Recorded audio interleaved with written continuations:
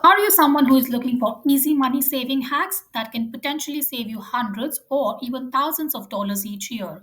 What if I tell you two simple and easy tips that can help you to be more mindful of your spending and to help you avoid that wasteful spending? If so, then you are definitely at the right place. Hi everyone, my name is Parul and welcome back to my channel Ask Parul. Ask stands for Always Seek Knowledge, and in this channel I focus on sharing my knowledge on getting professional growth, helping people gain financial security and personal development to help and inspire people to live a well-rounded, balanced and successful life. So if any of these three topics resonate with you, then do subscribe to my channel. Look into the free playlist of my channel for other useful videos.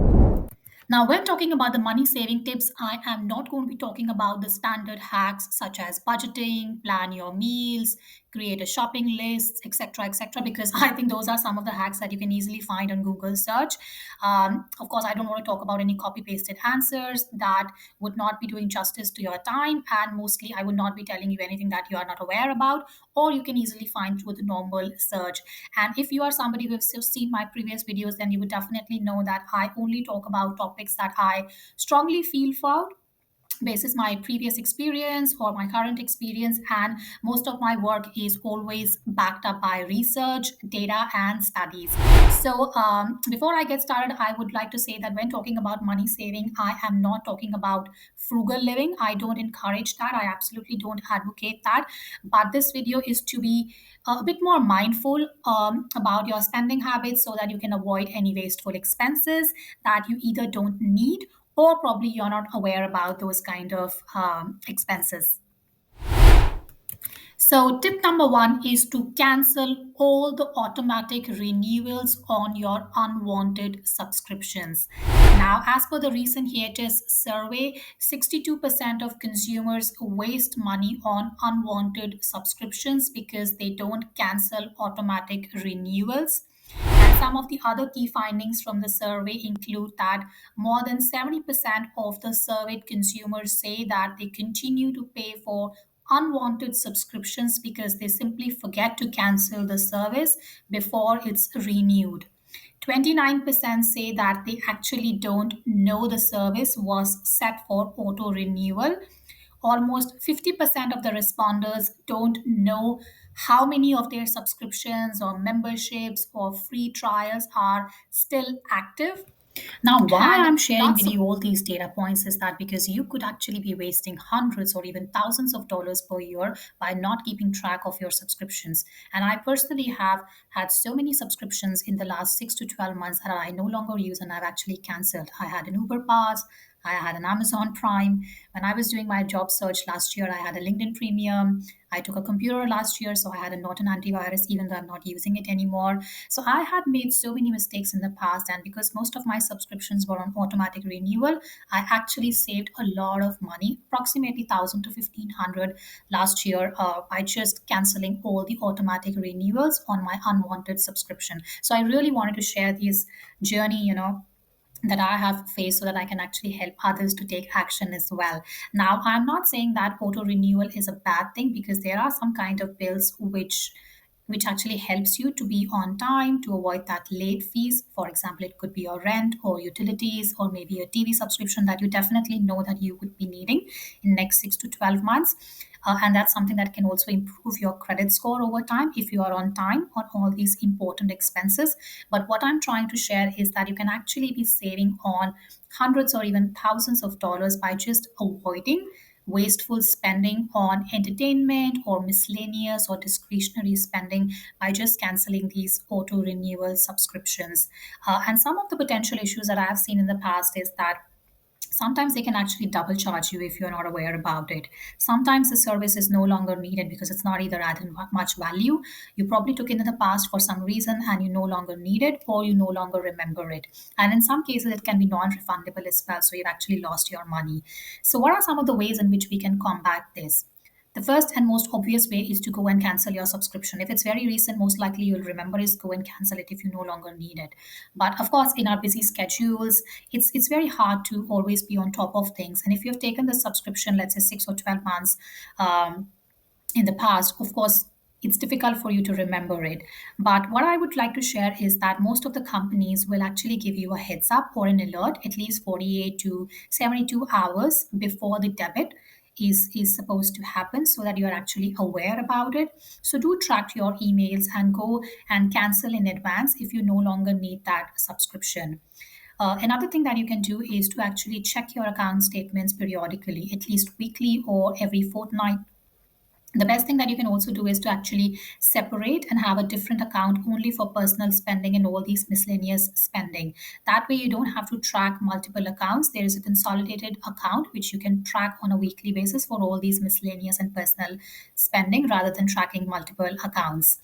And another thing I would also like to share is that even if you have figured out that or a debit has happened from your account of this auto renewal, then most of the companies give you a cooling off period. Remember, I was giving an example of the Norton antivirus that I took. That company usually gives you 30 to 60 days, within which, if you reach out to their support team, they usually refund the money back to you. Similar is the case with vidIQ. I took a boost plan with them, which I no longer needed it. When I reached out to their support team that, hey, I really want to cancel it, they were able to offer me a better deal and gave me a 50% discount on next 3 months. Likewise, on many other subscriptions like on Uber or Amazon Prime, one pass delivery, because I was on top of my spending, I was able to get the refund back because I inquired to the relevant company and I told them in a timely manner, so they were able to refund back the money to me because I of course no longer wanted that. And in some cases I understand it can be very hard, even if no matter how vigilant you are, it's a learning for us because we are on this journey. So definitely be more vigilant the next time. And even if you have taken a subscription, I would just suggest that make the best use of it. So for example, when I took the LinkedIn premium, I reached out to them. It was non refundable. So what I did was that instead of just not using it, I actually tried to make the best use of it because I'm already paying for it. So those are some of the tips in which you can actually combat that wasteful spending or the spending that you actually no longer need. So the second tip is to be on top of your utility bills. Now, utility bills are not the most glamorous expenses, but they can be significant and which can add up to hundreds or even thousands of dollars per month for you. And in most of the household, it's the third biggest expense. That can easily cost you, like I said, hundreds or even thousands of dollars per month. Now, energy saving is really, really important, not just from a monetary standpoint, but also from an environmental standpoint, right? Because it's good for preservation of the environment. But I'm going to give you a few tips so that you can get the best out of your utility bills. And when I say utility bills, it includes your energy bills, which is your electricity and gas, the water, it also includes insurances, phone, TV, internet. All these combined is something that I'm calling as a utility bill. So the first tip is to basically negotiate a better deal or a plan with your existing provider. So if you are a long-term customer with a good history, if you always pay your bills on time, it's highly likely that your energy provider or your existing provider, the service provider, will offer you a much better plan or a discount.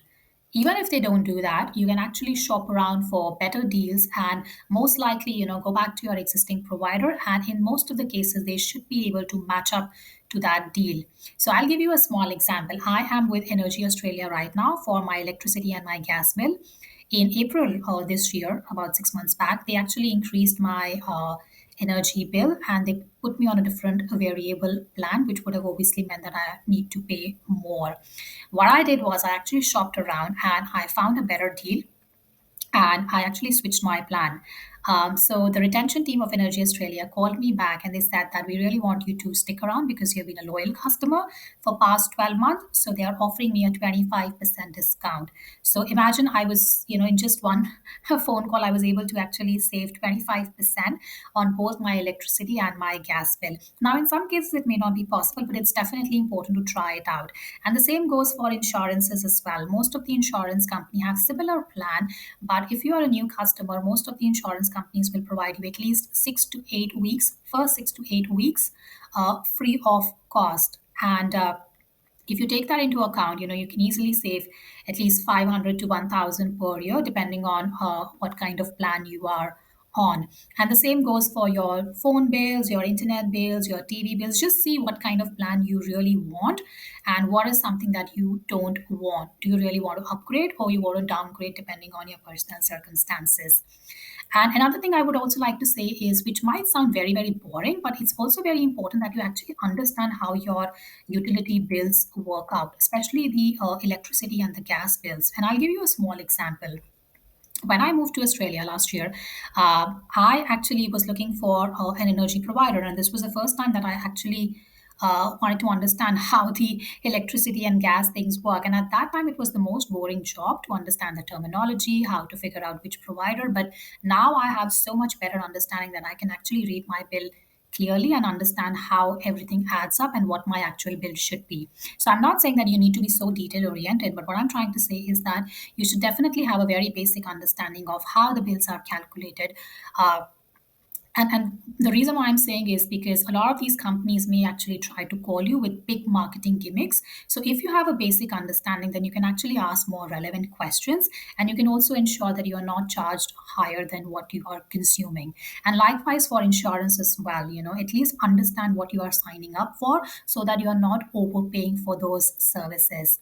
So here are my top two tips for helping you to save money instantly. These are smart money hacks. I would definitely encourage that please do make the most out of it. And if you're new to my channel, then do subscribe to my channel. And I'll see you the next time. Goodbye.